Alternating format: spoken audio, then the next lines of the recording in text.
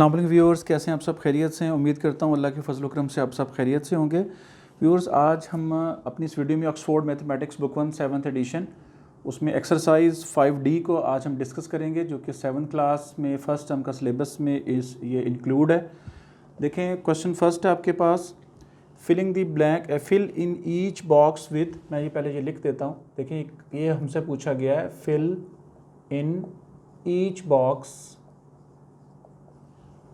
With, ठीक है जी, विद लेस दैन, ये लेस दैन का साइन है, ठीक है, ये ग्रेटर दैन का साइन है, और ये लेस दैन इक्वल्स टू, और ये greater than and equals to, ये साइन है। ये आपने हर एक बॉक्स में पुट करना है जहाँ जहाँ ये सूटेबल है। देखिए जी, फर्स्ट पार्ट है ए पार्ट, ज़रा गौर से देखें। पहले मैं इसको लिखता हूँ, उसके बाद आपको समझाता हूँ। If x greater than y, if x greater than y, then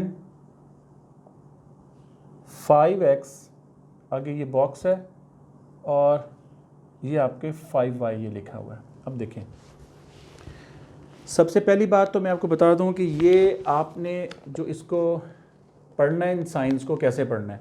देखिए, कोई भी साइन आपके पास ये लिखा हुआ है, ये एक साइन है, इसकी ये राइट साइड है, ये इसकी लेफ़्ट साइड है। गौर कीजिए, ये राइट है और ये इसकी साइड कौन सी है? Left side. आपने हमेशा लेफ़्ट साइड पढ़नी है। अगर जैसे सिंपल ऐसे लिखा हुआ है, सिर्फ अकेला साइन लिखा हुआ है, ठीक है, अगर या तो ऐसे लिखा हो ना कि ये देखिए, ये लिखा हुआ ये 8 है, ये 12 है, तो हम लिख सकते हैं कि 12 इज़ ग्रेटर दैन, जो ग्रेटर होगा उसकी तरफ हम उसका फेस ओपन कर देंगे, ठीक है। लेकिन अगर आपके पास सिंपल ये इस तरह का साइन लिखा हो और आपसे पूछा जाए ये कौन सा साइन है, तो आप कहेंगे ये ग्रेटर दैन का साइन है, क्योंकि ये लेफ़्ट साइड को आपने पढ़ना और लेफ़्ट साइड पर इसका फेस ओपन है। ये कौन सा साइन है? ये आपके पास है लेस देन का, क्योंकि आप लेफ़्ट साइड पे कौन सा है? ये कॉर्नर है, लेफ़्ट साइड पे आपके पास कॉर्नर है, तो और राइट साइड पे आपके पास क्या जी, ये फेस ओपन है, तो आपने हमेशा लेफ़्ट साइड वाला जो है पोर्शन उसका पढ़ना है। तो ये लेस देन का साइन है, ठीक है जी, ये लेस देन है और ये आपके पास ग्रेटर देन का साइन है। अच्छा, ये तो एक ज़िमनी सी बात थी, वो मैंने आपको बता दी। अब हम चलते हैं अपने क्वेश्चन की तरफ। अब यहाँ देखें, क्वेश्चन ये है, इसका solution, if x is greater than y, ये देखें x जो है वो ग्रेटर देन y है। आप इसके साथ अगर दोनों तरफ आप इसको मल्टीप्लाई कर देते हैं, x को 5 के साथ और y को भी 5 के साथ मल्टीप्लाई करते हैं। गौर कीजिए, x तो ऑलरेडी y से ग्रेटर है, लेकिन आपने एक ऐसा नंबर सेलेक्ट किया 5 है, उसको आप दोनों तरफ x और y के साथ दोनों तरफ आपने उसको मल्टीप्लाई करवा दिया। इट मीन्स कि ये बैलेंस है। ये नहीं हम कह सकते कि इसका बैलेंस आउट हो गया, ये इसका बैलेंस है। आपने एक ही नंबर से दोनों वेरिएबल्स को मल्टीप्लाई करवाया, तो इसकी नेचर पे फ़र्क नहीं पड़ा। x ग्रेटर देन y से था, अब भी x, ये जो x है वो y से ग्रेटर ही है, क्योंकि एक जैसे नंबर से आपने दोनों तरफ मल्टीप्लाई करवाया। तो हम कह सकते हैं कि 5x जो है, 5 इंटू एक्स 5x, ये ग्रेटर होगा किससे? 5y से। तो हम इसको देखते हुए यहाँ पे लिख सकते हैं कि 5x is greater than 5y, ठीक है। इस लॉजिक की आपको समझ आ गई। उसके बाद अब हम देखते हैं पार्ट बी को। अच्छा, ये पार्ट बी का, ये देखें, इसको वैसे अगर हम इस तरह भी लिखना चाहें, ये तो आपको मैंने लॉजिक इसकी समझा दी ना। सोल्यूशन में आप इसको कैसे, एक तो ये कि आपने यहाँ पे ये ग्रेटर देन का साइन आपने पुट कर दिया, तो अगर आपने इसको सॉल्व करना है तो आप इसको ऐसे लिख सकते हैं कि if x greater than y, ठीक है, इट इम्प्लाइज दैट, ये साइन होता है इट इम्प्लाइज दैट 5x, ये बॉक्स है, बॉक्स में आपने लिखा ग्रेटर देन और ये 5y। ये आपका सोल्यूशन है जो आपने कॉपी में करना है, ठीक है। और ये आपको मैंने एक्सप्लेनेशन दे दी कि ये कैसे यहाँ पे ग्रेटर देन का साइन आया। एक दफ़ा दोबारा सुन लें कि x ग्रेटर है y से, x बड़ा है y से, वेरिएबल, ठीक है, x is greater than y। आप दोनों तरफ एक ही नंबर से मल्टीप्लाई करवा रहे हैं, मतलब आपने कोई बैलेंस को डिस्टर्ब नहीं किया, ठीक है। तो आपके पास ये 5 से दोनों तरफ मल्टीप्लाई करवाने के बाद इसका बैलेंस डिस्टर्ब नहीं हुआ। x अभी भी ग्रेटर है किससे? y से। हम कह सकते हैं कि 5x is greater than 5y, इसलिए हमने यहाँ पे ग्रेटर देन का साइन पुट किया है। और ये आप इसको कॉपी में आप इसको सॉल्व करना चाहें तो लिख सकते हैं कैसे, if x is greater than y, ठीक है, it implies that 5x is also greater than 5y। अब देखें बी पार्ट को हम ज़रा देखते हैं। बी पार्ट में क्या कहा हुआ है? बी पार्ट है x less than y, if x less than y, ठीक है।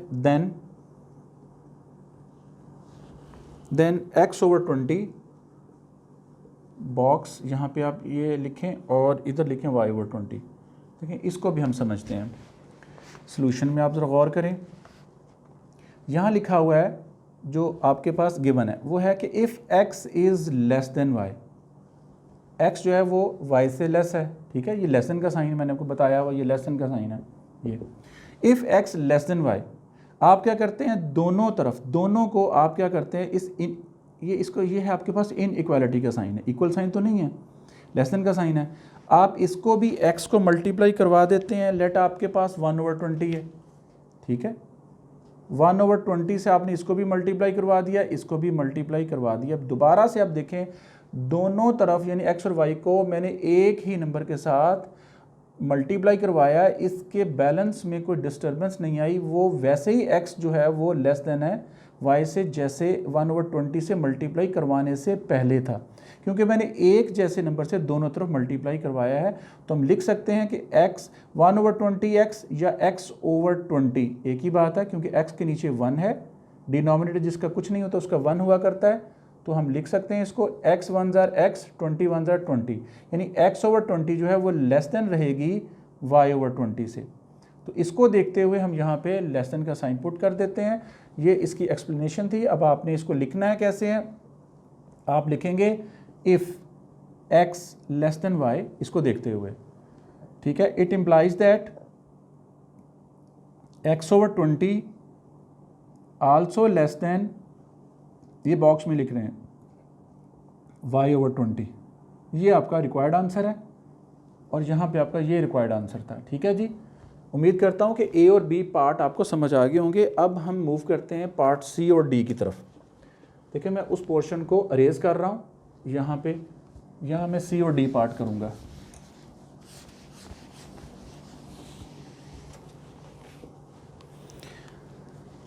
देखें यहाँ पे आपके पास ये सी पार्ट है, गौर करें सी पार्ट में ये कहा है, सी पार्ट है if x greater than and equal to, मैं लिख रहा हूँ यहाँ पे if x greater than equal to y, then 3x box, then 3x है, उसके बाद ये बॉक्स है और ये 3y लिखा हुआ है। यहाँ पे हमने कुछ साइन जो इन इक्वालिटी में जो भी इसमें सूटेबल है वो हमने पुट करना है। देखें इसको हम सॉल्व करते हैं, कैसे करेंगे। यहाँ पे ये लिखा हुआ इसका सोल्यूशन है कि x जो है वो greater than and equal to, greater than and equal to यानी इक्वल भी है और ग्रेटर भी है किससे, y से, ठीक है। ये हमारे पास गिवन है। अगर आप इसको यहाँ पे x को आप 3 से मल्टीप्लाई कर लेते हो और y को भी आप 3 से, सेम नंबर, दोनों तरफ आपने सेम नंबर से मल्टीप्लाई किया, तो x greater than equal to ही रहा y से, क्योंकि आपने सेम नंबर से दोनों तरफ आपने मल्टीप्लाई करवाया, इसके बैलेंस को डिस्टर्ब नहीं किया। तो हम कह सकते हैं 3 into x 3x greater than and equal to 3y, ठीक है। यहाँ भी आप क्या लिख सकते हैं, greater than and equal to. तो इसको जब आपने सॉल्व करना है कैसे लिखना है कि if x greater than and equal to y, ठीक है, इट इम्प्लाइज दैट, क्या लिखेंगे, 3x greater than and equal to 3y। इसको आप बॉक्स में लिखें क्योंकि आपको थोड़ा पता चल जाए कि ये हमारा रिक्वायर्ड आंसर है, ठीक है जी। ये हमने पार्ट सी को, ये एक्सप्लेनेशन है और ये आपने इस तरह इसको सॉल्व करना है कॉपी पे, पेपर में जो आपने सॉल्व करना है। पार्ट डी की तरफ आते हैं। पार्ट डी है if x less than and equal to, ये देखें if x less than and equals to y, उसके बाद देन x बाई 10 बॉक्स और y बाई 10, ठीक है। इसको हम ज़रा एक्सप्लेन करते हैं कैसे करेंगे। ये देखें if x less than and equal to y, यहाँ पे क्या लिखा हुआ है सोल्यूशन में, ये देखें कि x जो है वो less than and equals to y है। आप इसको x और y को दोनों को 1 ओवर 10 से आप इसको देखते हुए मल्टीप्लाई करवा रहे हैं अगर, तो देखिए सेम नंबर से आपने दोनों तरफ मल्टीप्लाई करवाया, ठीक है। तो इसकी नेचर पे इसके बैलेंस को आपने डिस्टर्ब नहीं किया, इसकी नेचर वही रही। क्या थी पहले? x less than and equals to y था। अब भी ये देखिए x के नीचे आप 1 पुट करें, यहाँ पे y के नीचे भी 1 पुट करें। y वन ज़र y, 10 वन ज़र 10, यहाँ पे x वन ज़र x और 10 वन ज़र 10। देखें, अगर x less than and equal to y से था, दोनों तरफ एक जैसे नंबर से मल्टीप्लाई करवाने से इसके बैलेंस को आपने डिस्टर्ब नहीं किया, तो हम कह सकते हैं कि x over 10 is less than and equals to y over 10। ठीक है, इसको देखते हुए हम यहाँ भी लिख सकते हैं less than and equals to y over 10। ठीक है, इसको आपने लिखना कैसे है? देखें, इफ़ x यहाँ से देखते हुए less than and equals to y, ठीक है, it implies that x over 10, box में आप लिखें less than and equal to, और यहाँ पे बॉक्स पुट करें, यहाँ पे आप y ओवर 10 लिखते हैं। This is your required answer. यहाँ पे आपने less than and equals to का साइन पुट करना है। इस तरह हमारे पास पार्ट डी भी कंप्लीट हो गया। पार्ट ई और एफ, पार्ट ई और एफ के लिए मैं यहाँ से ए पार्ट को अरेज करूँगा। ये देखें, ए पार्ट को मैंने अरेज कर दिया और यहाँ मैं पार्ट अब ई करने वाला हूँ। ई पार्ट ज़रा देखिए, ई पार्ट है जी, इफ़ 15 इज़ ग्रेटर देन 5, और से देखें, इफ़ 15 इज़ ग्रेटर देन 5, देखने से पता लग रहा है कि 15 ग्रेटर होता है 5 से, and 5 is greater than x, और 5 जो है वो x से ग्रेटर है, देन क्या करना है आपने? 15 बॉक्स x, इस तरह यहाँ पे लिखा हुआ 15, यहाँ पे स्पेस नहीं थी, मैंने यहाँ लिख दिया 15 और आगे बॉक्स पुट किया हुआ और x। देखें, इसको मैं आपको समझाता हूँ। सबसे पहले तो आप इसको ऐसे करें, यहाँ पे आप एक लाइन ड्रॉ कर दें ताकि थोड़ा सा आपको पता चले कि मैं ई पार्ट यहाँ से मैंने स्टार्ट किया। इसको अरेज कर देता हूँ मैं। अब देखिए, यहाँ के लिखा हुआ है, एक आपको मैं बताता हूँ, एक इसकी जो ना प्रॉपर्टी होती है इन इक्वालिटी की। देखें, अगर a जो है ग्रेटर देन b है, a b से बड़ा है, एंड b जो है वो c से बड़ा है, तो हम कह सकते हैं कि a जो है वो greater then c। It implies that a is greater than c। ठीक है, तो अब ये आप इस पे ज़रा गौर करें कि 15 जो है 5 से ग्रेटर है, इसके साथ इसको कंपेयर करें।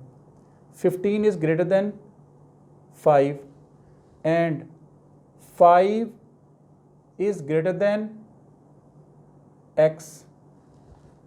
ठीक है, 5 इज़ ग्रेटर देन x, तो हम क्या लिखेंगे कि a is greater than c, यानी a क्या है आपके पास 15 है और c आपके पास क्या x है, तो ये ग्रेटर देन का यहाँ पे साइन आएगा।